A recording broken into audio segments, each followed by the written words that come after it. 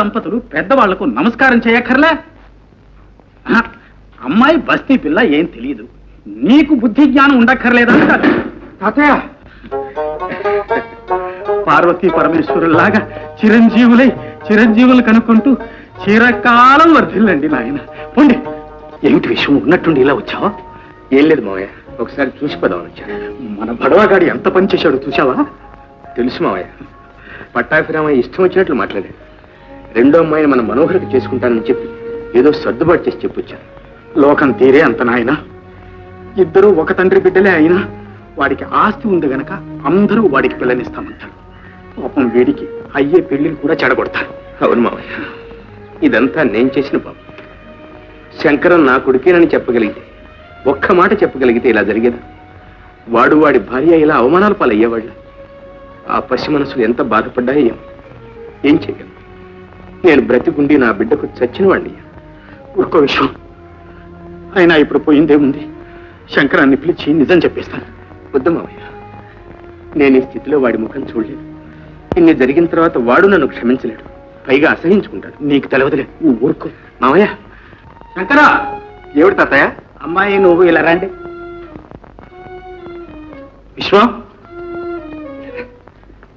మావయ్య నా మాట విను మావయ్య, నువ్వు చేసే పనంత మంచిది కాదు. ఏం లేదు బాబు, నువ్వు వాళ్ళని ఆశీర్వదించంతే చాలు. రండి బాబు, రండి, నమస్కారం చేయండి. లేవు, కలకాలం సుఖ సంతోషాలతో వర్ధిల్లండి నాయన.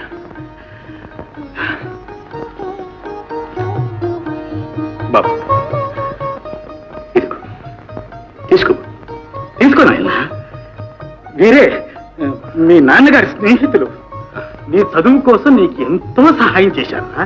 తీసుకో బాబు, తీసుకో.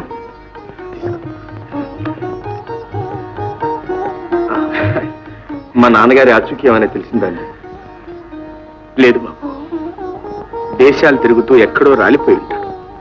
ఏమైనా మీ నాన్న నీకు చనిపోయిన వాడి కింద లెక్క. ఊరుకో బాబు, ఊరుకో.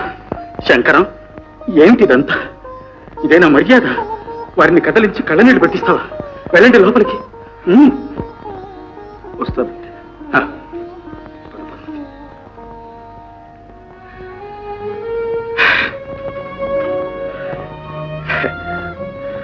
మావయ్య, మంచిది బాబు, కానీ వీళ్ళని అప్పుడప్పుడు గంట కనిపెడుతూ ఉండు. అది కూడా నాకు చెప్పాలా మావయ్య? వ్యాపారం పని మీద కాశ్మీర్ వెళ్తున్నాను. రాగానే వచ్చి వివరంగా మీతో మాట్లాడతాను. మావయ్య,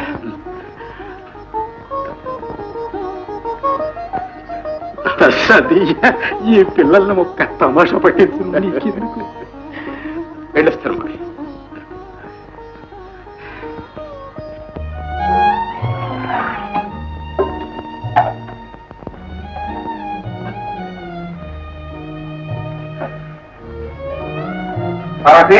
నువ్వు చక్కరే ఉన్నావా? తాతయ్య మనమే దేవాలయానికి పెట్టరామన్నా.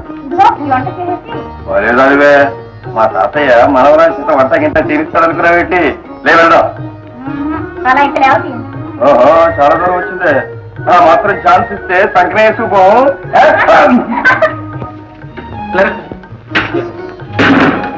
కాదయ్యా, అన్నీ వచ్చేసినట్టేనా? చింకి చాపా చెయ్యి తలగడా అన్నారు. మా తాతయ్య అంటే ఏమనుకున్నావు? ఏమిటమ్మా ఆ మాటలు పెద్ద చిన్న లేకుండా? అదే తాతయ్య నేను చెప్తున్నాను. అప్పుడు అలా అన్నాను, ఇప్పుడు తెప్పించేశాను అంతే. వాటిని చూస్తూ కిందనే పట్టుకోండి. అంతే. బయలుదేరండి, బయలుదేరండి.